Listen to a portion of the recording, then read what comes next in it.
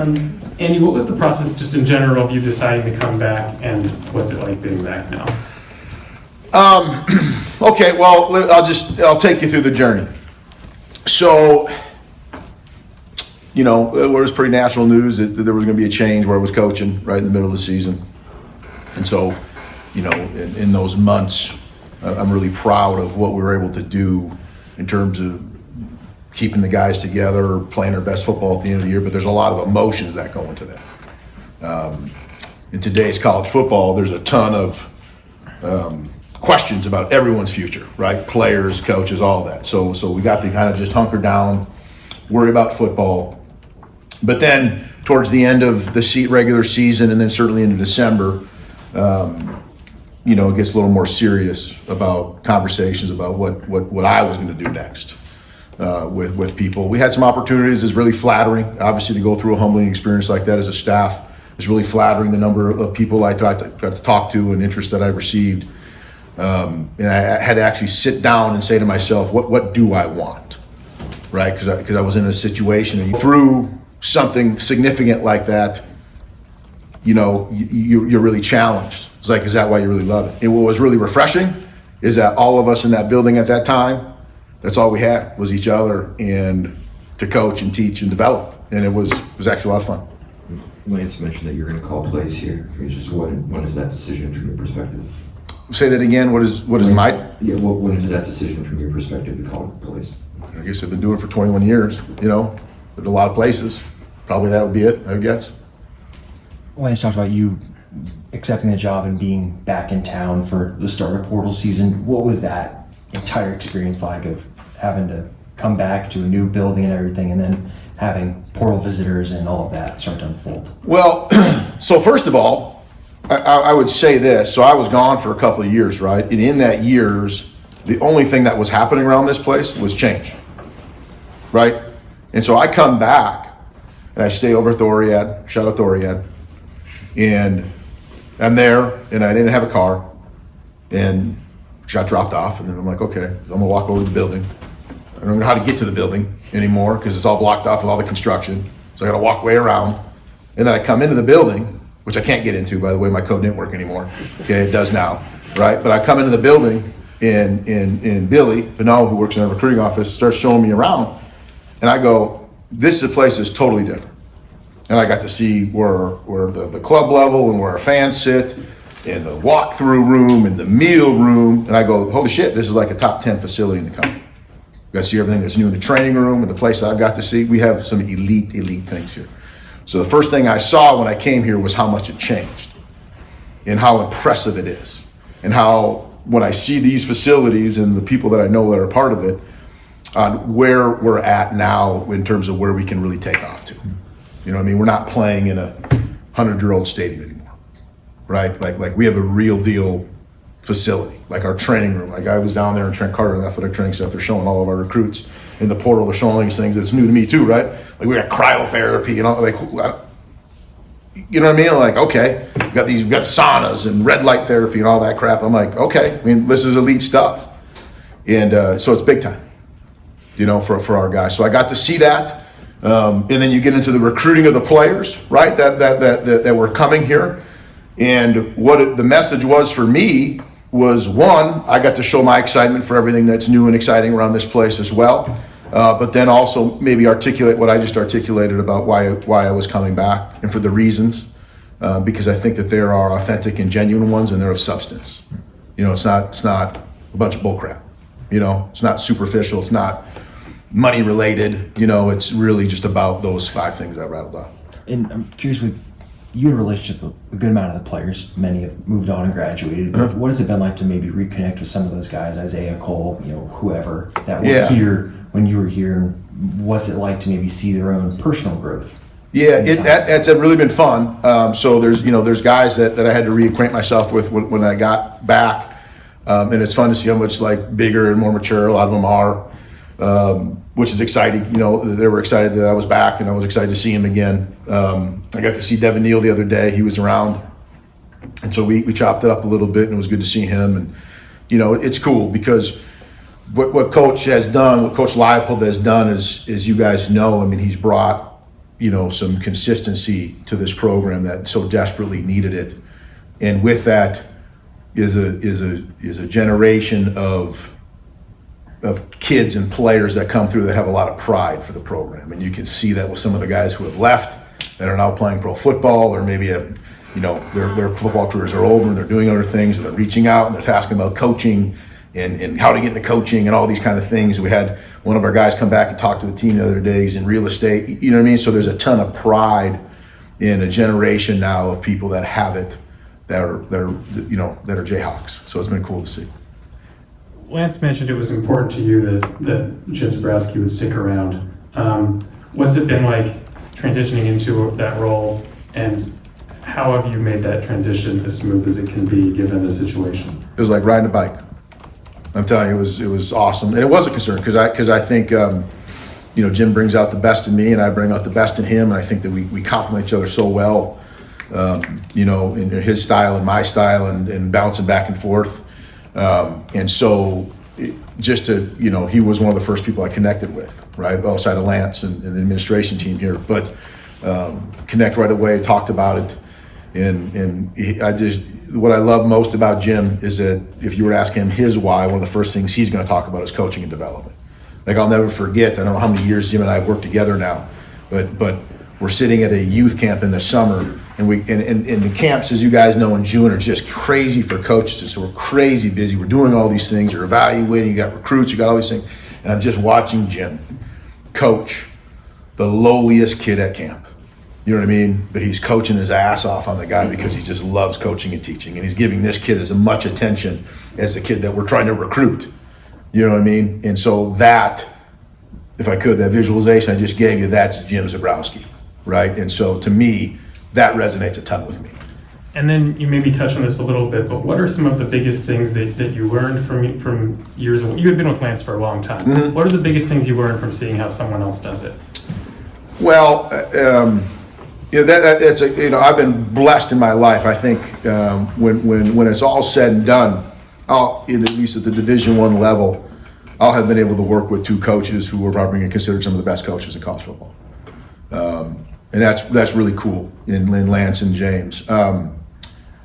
What I would tell you is it's the similarities that stick out in terms of, number one, keeping it about the players and how important that is. Whatever kind of person you are, how loud, obnoxious you are like me, or how soft-spoken you are, if you keep it about the players and focusing on their life and developing them and their quality of life, that's what moves the needle in organizations.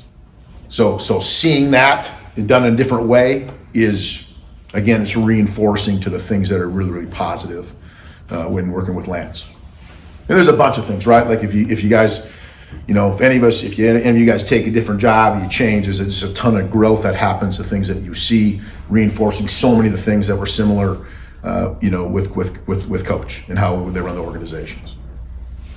Andy, you obviously had some real success at Penn State. Mm-hmm. Maybe not enough, obviously, but you did have a heck of a year there, and saw in the new landscape of college football with the playoff and everything, what that looks like, what it takes to get there. Did you ever, or have you thought about Kansas can get there? Absolutely. Yeah. Was the last thing I said, to win. Why not? The margin of error is so small. And I will tell you this, you are never as far away from either end of the spectrum as you think you are. You are never as far away from never losing a game as you think, and you are never as far away from not winning a game as you think. And so the decisions that we make today, the behaviors that we have in this organization today, the things that we're doing in training have such a compounding effect on what happens when we actually kick the ball off in fall. And what I got to see is at how different everybody can be and have success still, right? Playing in different leagues. Now, don't get me wrong, you have to have great players and they have to perform. That's an obvious thing. But you are absolutely, to answer your question, yes, it's right there. You know what I mean? Now, we're process oriented, like we don't talk about wins, we don't talk about, you know what I mean? And obviously that's a goal for everybody. Everybody wants to win every game they play. They're never setting out to keep it close, but because we have such a process oriented mindset around here, I think the understanding of what we're doing now matters a ton for what's going to happen in the fall. I also wanted to ask you, you gave us your list. In that process of making that list, or before you made it or after you made it, did you consult with anybody who had gone back to a place, or do you know anyone that's been in those shoes? I talked to a lot of people. You know what I mean? I talked to a lot of people, a lot of different levels, a lot of different experiences, pro football, places that have gone back to other places and things like that. And you get feedback. And like you said, at the end of the day, you end up making the best decision, hopefully, for your family, which again, I have told. I sleep very well at night knowing that we did. But yeah, you want to ask, because it was a situation. I appreciate you asking this, and I'll just, whatever, I always want to be candid with you guys. It was a situation unlike anything I've ever been in before. Right. Like, okay, there's a bunch of options. You know what I mean? A bunch of different roles. Like, what do you want to do? Because he didn't have to pick one. You know what I mean? Because it made sense that it was the next best job or one of two opportunities, right? It was one of several, and it could have been anywhere in the country. Part of that was like, we always want to go live someplace that'd be really cool. We had those conversations. Right. So I did. I asked a lot of people. Yeah. You know what I mean? And again, the main thing, going back to I think what someone asked about what it was like to go through it. I go, when you go through it, when you are again reinforced why you do it in the first place, you're like, that's what I want. So I want to be able to go to a place I can make an impact and coach and teach and develop, because that's what I'm passionate about. Andy, you guys. Kirby, you've been really quiet back there, man. What's the deal, bro? I'm just listening, Coach. Guy gets a knee replaced, you know what I mean? And all of a sudden, right? Anyway, sorry, go ahead. You guys added Chase to the quarterback room. What made him someone you wanted to add to that group? Well, the first thing you look at his film is his athleticism, right? And I really value that. I think it fits what's in the quarterback room now a ton. It's going to add a lot of competition to that room. But to have, what happens is, I'll give you this an example. So let's say you had a Lamar Jackson type of quarterback, right? Well, the guy behind him, if he is Peyton Manning, right, which is a hell of a backup, but you know what I'm saying? Their skill sets are different, right? Like, what does the offense look like when all of a sudden he has to go into the game? And is it a huge departure from what it was when the other guy's in there? Because now it's not just, like, the quarterback has got to be different, but like all the players and what they have to do has got to be a little bit different. See what I'm saying? So there's some merit to having some similarities, at least, if you will, take what is it called, the Venn diagram, is that right? Like with the little bubbles overlap, is that right? Yes. Okay, good. Thank you. That Venn diagram. All right. Right. It all overlaps. We want them all to be individuals, and some skill sets are going to be better than others, but there's got to be an overlap of some of that. And so there was an athletic piece that he definitely demonstrated. I thought was outstanding. Good addition. You guys added Dylan Edwards. Obviously, he's a different running back than Devin Neal, but do you see kind of the similarities, and would you be using him kind of similar to what Devin gave? Well, I think his skill set is a very unique one. And I'm excited to work with him because he's a fun. He has some unique skill sets and talents that merit some specialized packages for sure. So I think that's true of a lot of players that have been able to coach. But he again, I'm bringing up Venn diagram again, right? So like if you take those guys, then the great running backs have to have a couple things in common. The vision is a critical one. You know what I mean? The ability to get yards after contact is the second one. And then what separates them is what happens outside of those two things. Okay? And I think when you look at Dylan, his ability to operate in space is so unique, and it's so elite, really, that it's going to just, we need to do a great job of utilizing him that way. So I'm really excited about working with him. Hey, Andy. Oh, here it is. It's been a while since I want to say that there's been an open quarterback battle, because there's been so many years here that you knew who the guy was. How do you approach that? The way you really do anything else, okay? And I would tell you that as you maybe have felt that way in the past, but when we first got here, man, it was wide open, and then I think the year after that, there's competition, and with the way that Jason and Jalen handled that was so elite. And I'm so proud of both those guys. Well, you handle it by making sure that you're coaching them all, right? You're giving them all reps, the same kind of opportunities in practice. You're starting to identify maybe what this quarterback is doing a little bit better and different in this area, and then what's this quarterback doing a little bit better and different in this area, and then tailoring the plays or the scripts, if you will, to that style of player, right? And again, to the question earlier, because we have some athletic quarterbacks here, which I'm excited about.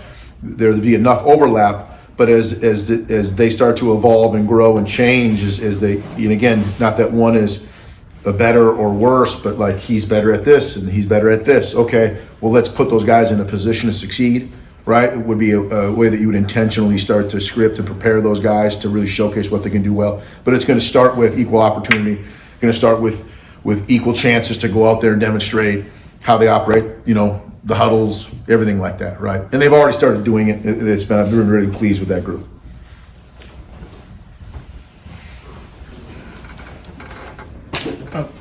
Knowing what you already had in terms of pass catchers, including some guys that you were familiar with, like Keaton, who you played as a freshman, and Carson, who you recruited, what were some of the main skill sets you were trying to acquire at receiver and tight end? And I guess, how did you feel about the guys you ended up with there? Well, you always want them to be great. You always want guys to be great catchers, right? To be able to catch the ball well. I think, their ability, especially as the further away you go from the ball, the more speed is a factor, right? You know what I mean? At the receivers, there's a physicality component to both those positions. Obviously, the closer you are to the ball, the more imperative it is, right? So a guy with Carson, but you're really looking for guys that can be what we would call every down guys. They don't have a deficiency in an area or another that requires them to come off the field when they're going to be asked to do this, right? So, for example, you don't want to ask the guy who's 140 pounds to go in and crack a linebacker, okay, right? So you would probably take him off the field if you're going to ask him to do something like that. So what you really want out of all those positions is to be every down guys that are fast enough to take the top off and run a post, that are nifty enough that you can throw, intermediate routes, that can make enough contested catches that you can go out there and win versus press, and that are physical enough to go in there and help us run the football.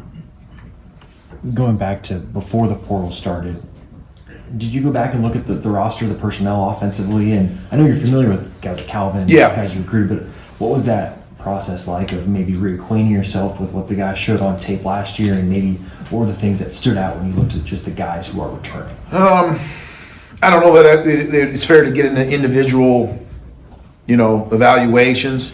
Like I said, some of the guys that I knew coming back, it was just kind of fun to see them play. It's like, oh, I remember going to Carson's high school musical to recruit him. It's a true story, by the way. Went and saw Grease. His mom was the producer. Or is that what they call it when you run it?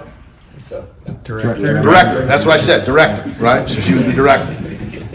But I got to go see Carson, and all of a sudden he's out there, he's playing snaps. And again, I had been gone for a couple of years, so that you get to see those guys do that. It was more that when I got here, it was show me, what's happening now with my own eyes, not off of film. Show me what you're capable of, what you're doing. And all those guys that I knew, part of the reason they were here in the first place is because they were men of action, right? And that they were doing those things right away when I got here. And the offensive line is a spot you guys added several players in the portal. Was there a point of emphasis when you guys looked at that position of styles that you wanted to add? Well, similar. I'm going to speak in generalities here, but you always want your offensive line to be physical, nasty. You want them to be able to be athletic and bend and can run. We really value athleticism in our offensive line because of what we want them to do. I think that allows us to be a little more multiple. And then we're looking for guys who got some reps and experience. You know what I mean? The ability to do it, and I think we're able to do that in all those areas. Obviously, you've heard me say probably a bunch of guys, if you can remember back years. When you look at championship level football, they have great line play on both sides of the ball. And we want to make sure that we're getting that done, because when we do good on our side, that's going to make the defense side better, and vice versa, right? And so having athleticism, having some diversity in the group with experience and physicality, all that kind of stuff, it just makes us better as a football team, Option was something that you guys wound up leaning on quite a bit. Was that more of a, hey, this is something Jalen can do really well? Or is it something that you see maybe coming back a little bit, considering there hasn't maybe been as much the last couple of years? Well, I think it's an important piece to football, right, in general. So I think even the most immobile quarterback, you can have option components to put stress on the defense. And the more that you're comfortable with the quarterback being a ball carrier, perhaps is the more that you could call that kind of stuff. There's a limit to that, right? I think when you think about quarterbacks and how they take hits, like there's got to be a little bit of a hit count, so you have to be strategic about how much you want to do it and why, and then you have to evaluate, is the juice worth the squeeze? Is it worth installing this, running the risk of him taking these kind of hits, and then will allow us to still be productive and explosive as an offense? So you have to kind of evaluate that holistically. There's really no cookie cutter answer to is it right or wrong? Will you have it? We're absolutely going to have it. How much? It probably depends on the opponent and how well it's going. But we need to have really good ball distribution. We need to have balance in how we run and how we throw the ball. And certainly option football will be a part of that. Against Texas Tech, you put Armage in motion from the slot and had him kind of crack down. He did similar things at Penn State. Where did that, one, come from? And two, have you had any offensive linemen here hit you up about, I have not had any guys here hit me up yet, but became a thing in other places, and rightfully so. I think you've heard me say before, if it helps us move the football, we'll put 10 linemen out there. I don't care. But when you have some depth at the offensive line, just like you would say if you had depth at the tight end room or the receiver room, running back room, you got to figure out ways to get those guys involved. As a matter of fact, I think we spoke before here about what happens when you try to get depth, even at the quarterback room. Like there's a lot of merit to getting players involved in certain packages just to get them on the field and get them reps, because those are real game reps that they can do. And again, it has to help us. They have to merit being on the field, right? Like it's not just we're not a Make-A-Wish Division I football team where if you're on the roster you get to play. Like we need to make sure that if they're going in the field, they're going to help us move the ball and execute, score points. And if you have some depth at positions, those are the kind of things that you should be doing. But I do love linemen, right? And I love when they go over there and knock the hell out of somebody. That is a good thing. Anything else for Coach Dan? What's your Super Bowl pick? Ooh, who's even playing? I want both teams to have fun. That's all. That's what I want. Both teams to have fun.